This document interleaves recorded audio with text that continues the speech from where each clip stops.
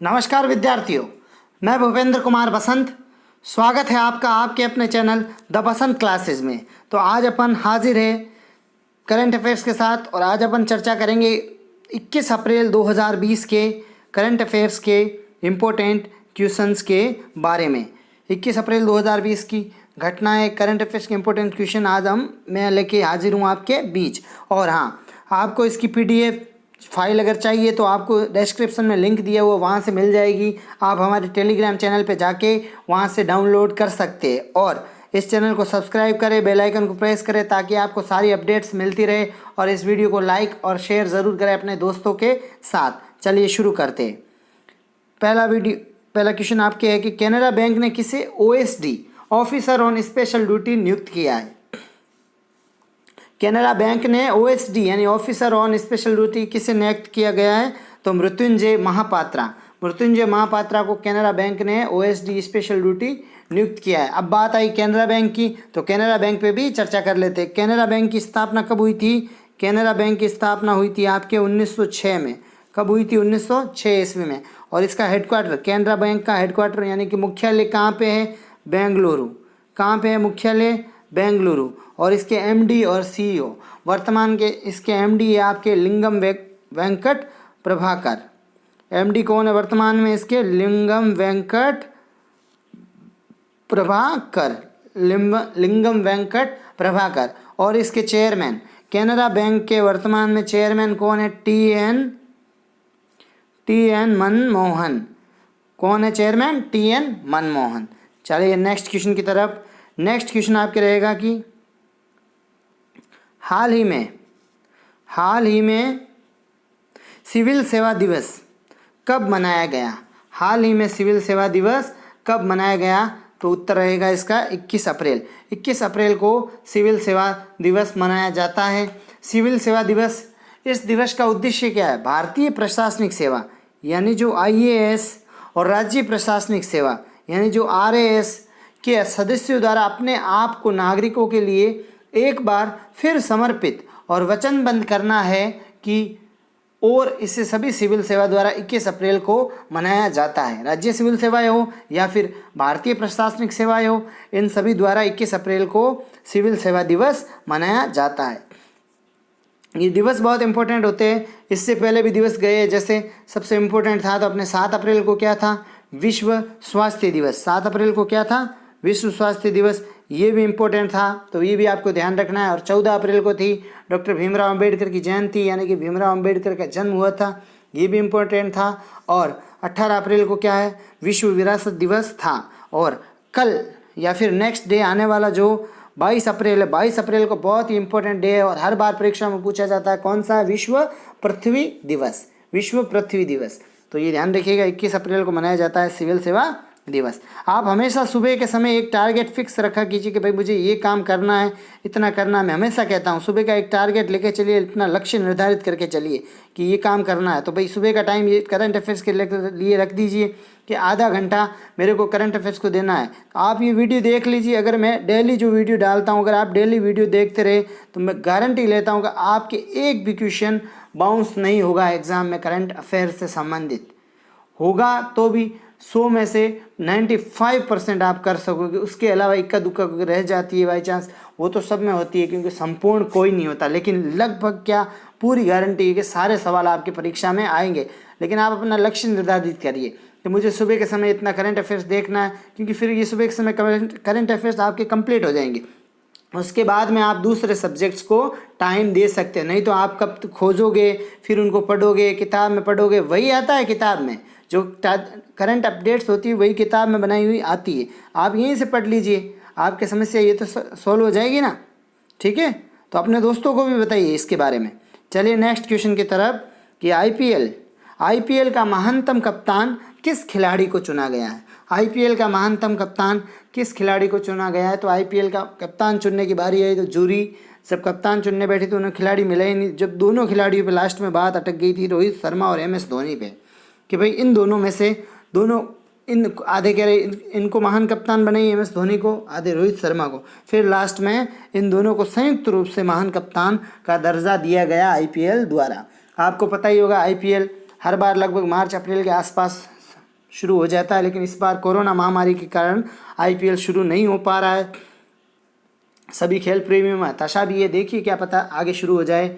MS Dhoni और रोहित शर्मा को, जो दोनों भारतीय क्रिकेटर हैं, इनको आईपीएल का महानतम कप्तान चुना गया है। रोहित शर्मा आप सभी को पता है आईपीएल की कौन सी टीम के लिए कप्तानी करते हैं, मुंबई इंडियंस के लिए, और ये एमएस धोनी अपने चेन्नई सुपर किंग के लिए कप्तानी करते हैं और कई बार इन्होंने चेन्नई सुपर किंग को विजेता भी बनाया है। और इंडियन प्रीमियर लीग, आईपीएल की full form Indian Premier League, IPL का पहला संस्करण कब हुआ था, 2008 में। पहला संस्करण कब हुआ था, 2008 में। इसमें विजेता टीम कौन सी रही थी, राजस्थान रॉयल्स। इसमें राजस्थान रॉयल विजेता रही थी और उप विजेता रही थी आपके चेन्नई सुपर किंग्स। उप विजेता कौन सी टीम रही थी, चेन्नई सुपर किंग्स, जिसकी कप्तान एमएस धोनी होते हैं। ठीक है, तो ध्यान रखिएगा। चलिए नेक्स्ट क्वेश्चन की तरफ। नेक्स्ट क्वेश्चन आपके रहेगा कि हाल ही में जारी एसबीआई इको रेप के रिपोर्ट के अनुसार, हाल ही में जारी एसबीआई इको रेप के रिपोर्ट के अनुसार वित्त वर्ष 2021 में भारत की जीडीपी कितने प्रतिशत गिरने का अनुमान लगाया है। तो भारत की जीडीपी 1.1% गिरने का अनुमान लगाया है। जीडीपी क्या होती है, इसके बारे में भी थोड़ा सा देख लेते हैं कि भाई जीडीपी यानी कि ग्रोस डोमेस्टिक प्रोडक्ट, सकल घरेलू उत्पाद। ये जीडीपी की फुल फॉर्म है आपके सकल घरेलू उत्पाद या फिर ग्रोस डोमेस्टिक प्रोडक्ट। यानी कि जीडीपी का मतलब है आपके किसी निश्चित चालू वर्ष में किसी राष्ट्र द्वारा उत्पादित समस्त वस्तुओं व सेवाओं के कुल मूल्य को सकल घरेलू उत्पाद कहते हैं। ठीक है, अब बात करते हैं एसबीआई की। एसबीआई की बात आ गई तो भारत की सबसे बड़ी bank State Bank of India. State Bank of India की बात करते हैं अपन। एसबीआई की जब बात करते हैं तो एसबीआई भारतीय स्टेट बैंक ऑफ इंडिया की स्थापना कब हुई थी, 1 जुलाई 1955 को। 1 जुलाई 1955 को भारतीय स्टेट बैंक की स्थापना हुई थी। इसका मुख्यालय कहाँ पे है, इसका मुख्यालय आपके मुंबई में है। इसका मुख्यालय मुंबई में है और इसका पुराना नाम क्या था, इसका पुराना नाम था imperial bank of India. Imperial bank of India, इसका पुराना नाम था इंपीरियल बैंक ऑफ इंडिया। और इसकी टैग लाइन, ये बैंकिंग में क्वेश्चन पूछे जाते हैं, रेलवे एनटीपीसी वगैरह में, और आजकल लोकल एग्जाम्स में भी पूछे जाने लगे बैंकों से संबंधित, क्योंकि ये बहुत इंपॉर्टेंट ब्रांचेस होती है इंडिया की। और इसकी टैग लाइन देखिए आप, Reserve Bank State Bank of India की टैग लाइन क्या है, the banker to every Indian, the banker to every Indian, ये इसकी टैग लाइन है। और इसके वर्तमान में अध्यक्ष कौन है, रजनीश कुमार। वर्तमान में अध्यक्ष कौन है स्टेट बैंक ऑफ इंडिया के, रजनीश कुमार। तो ये चीज़ें आप साथ में याद करते रहिए, इससे आपको बहुत फ़ायदा होगा, क्योंकि करंट अफेयर्स तो आपका सॉलिड हो गया होगा, उसके साथ जनरल नॉलेज भी आपका स्ट्रांग हो जाएगा और आपके आने वाले परीक्षाओं में बहुत मददगार सिद्ध होगा। चलिए नेक्स्ट क्वेश्चन की तरफ कि कौन सा शहर 2024 की मोबाइल वर्ल्ड कांग्रेस की मेज़बानी करेगा। कौन सा शहर 2024 तक मोबाइल वर्ल्ड कांग्रेस की मेज़बानी करेगा, तो ये है बार्सिलोना। बार्सिलोना कहाँ पे है, आप सभी को मालूम होगा, जिनको नहीं मालूम उनको बता देता हूँ। बार्सिलोना आपके स्पेन में है। कहाँ पे है, स्पेन में। तो स्पेन में जो बार्सिलोना है वो 2024 तक मोबाइल वर्ल्ड कांग्रेस की अध्यक्ष यानी मेज़बानी करेगा। चलिए नेक्स्ट क्वेश्चन की तरफ। नेक्स्ट क्वेश्चन आपकी कि हाल ही में आसियान की अध्यक्षता 2020 के लिए किस देश को मिली है। हाल ही में आसियान की अध्यक्षता 2020 के लिए किस देश को मिली है, तो वो देश है वियतनाम। किसको मिली है, वियतनाम। एशियन की फुल फॉर्म क्या होती है वो देखिए आप, association of south east Asian Nations. क्या होती है full form, A for association of south east Asian nation, ये इसकी फुल फॉर्म है, association of south east Asian Nations. इसकी स्थापना, आसियान की स्थापना कब हुई थी, आसियान की स्थापना हुई थी 8 अगस्त 1967। इसका मुख्यालय कहाँ पे है, इसका मुख्यालय आपके जकार्ता में। अब बात आती जकार्ता कहाँ पे है, तो जकार्ता इंडोनेशिया में। इसके अध्यक्ष कौन है, ली सुन लिंग, इसके वर्तमान अध्यक्ष है ली सुन लुंग। वर्तमान अध्यक्ष कौन है? ली सुन लुंग। और इसके वर्तमान महासचिव है लिम जैक होई। कौन है? लिम जैक होई।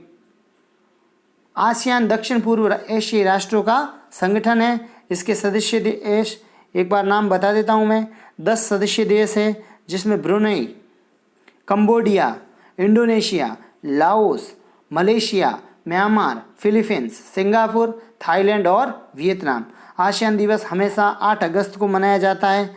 ये तारीख भी थोड़ी सी याद रखिएगा, क्योंकि ये आसियान का स्थापना दिवस है, इसलिए 8 अगस्त को आसियान दिवस मनाया जाता है। आसियान का मोटो क्या है? कि एक दृष्टि। आसियान का मोटो क्या है? सुनिए, एक दृष्टि, एक पहचान, एक समुदाय। ये आसियान का मोटो है। तो आसियान के बारे में काफ़ी डिटेल हो गई, जो आपके एग्जाम में काम आएगी। चलिए नेक्स्ट क्वेश्चन की तरफ।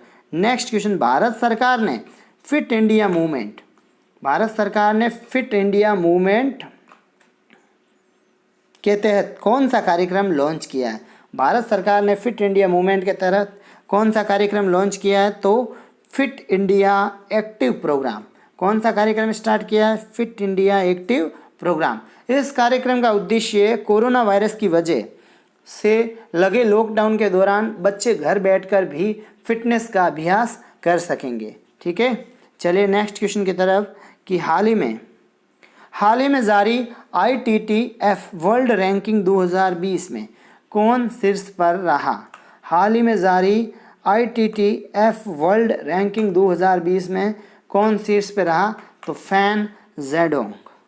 कौन रहा? Fan Zedong. फैन जेडोंग आपको मैं बता दूं कि चीन के टेबल टेनिस खिलाड़ी है, और फैन जेडोंग पहले स्थान पर है, और जू जिन दूसरे स्थान पर और तीसरे स्थान पर मा लोंग रहे हैं। भारत के अचंता शरद कमल, ये इंपॉर्टेंट है, थोड़ा सा ध्यान रखिएगा। भारत के कौन? अचंता शरद कमल, ये रहे 31वें स्थान पे। भारत के अचंता शरद कमल 31वें स्थान पे रहे हैं। ITTF क्या है? ITTF के बारे में बात करते हैं। ITTF इंटरनेशनल, I से इंटरनेशनल, T से टेबल टेनिस, T से टेनिस, F से federation. International table tennis federation, अंतर्राष्ट्रीय टेबल टेनिस महासंघ है ITTF। ITTF की स्थापना कब हुई थी दोस्तों? ITTF की स्थापना हुई थी 1926 में। ITTF का मुख्यालय अगर पूछे तो लुसाने, स्विट्ज़रलैंड में। कहाँ पे? लुसाने, स्विट्ज़रलैंड में। और ITTF के वर्तमान अध्यक्ष कौन है? आपको बता दूं मैं, थॉमस विकेट। कौन है? Thomas wicket.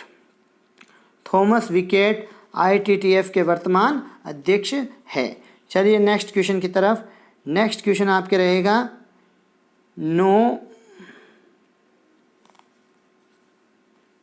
कोरोना वायरस रोगियों को 10,000 रुपये देने की घोषणा किस राज्य ने की है?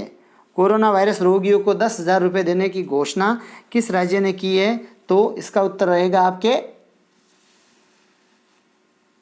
मध्य प्रदेश। मध्य प्रदेश राज्य ने कोरोना वायरस रोगियों को 10,000 रुपये देने की घोषणा की है। कोरोना वायरस की शुरुआत आप सभी को पता है, कोरोना वायरस चाइना से आया था।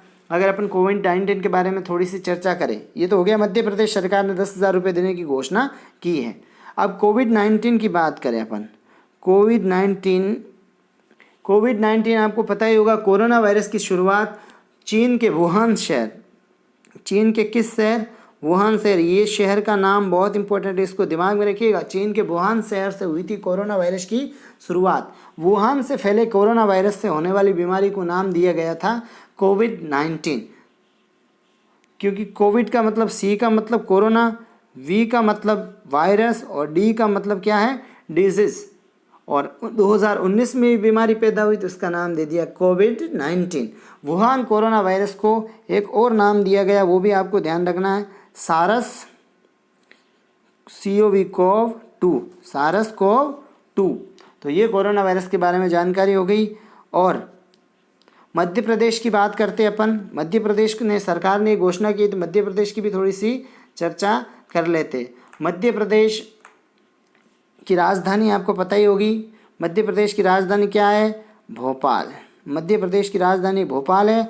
और मध्य प्रदेश के वर्तमान मुख्यमंत्री कौन है? शिवराज सिंह चौहान। मुख्यमंत्री कौन है? शिवराज सिंह चौहान, जो कि किस पार्टी से है? भारतीय जनता पार्टी यानी कि बीजेपी से। लेकिन ये भी हाल ही में बने, कोरोना काल के समय। इससे पहले कौन थे? कमलनाथ। वो किस पार्टी से? कांग्रेस से। कमलनाथ यानी कांग्रेस पार्टी से ज्योतिरादित्य सिंधिया ने मध्य प्रदेश कांग्रेस को छोड़ के बीजेपी में शामिल हो गए। इससे इनके विधायकों का सपोर्ट टूट गया और शिवराज सिंह चौहान, जो विपक्षी पार्टी बीजेपी से थे, उनको मुख्यमंत्री बना दिया गया। यहाँ के गवर्नर कौन है मध्य प्रदेश के? तो लालजी टंडन। कौन है? लालजी टंडन। ये मध्य प्रदेश के एमपी के गवर्नर हैं। ठीक है, ये थोड़ा सा आपकी जानकारी होगी इससे संबंधित। आगे चलते हैं नेक्स्ट क्वेश्चन की तरफ। नेक्स्ट क्वेश्चन आपके, किस टीम को कोरोना वायरस के कारण आई लीग सत्र 2019-20 समाप्त करके विजेता घोषित कर दिया?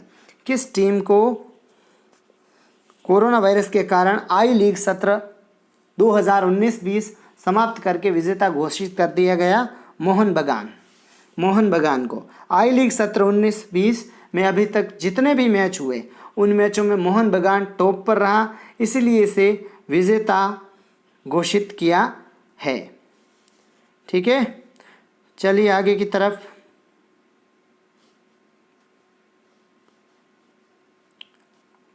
ये अपने करंट अफेयर्स के आज के क्वेश्चन कंप्लीट हुए। और मैंने आपको कल के वीडियो में एक प्रश्न भी पूछा था, जिसका उत्तर आपको कमेंट बॉक्स में देना है।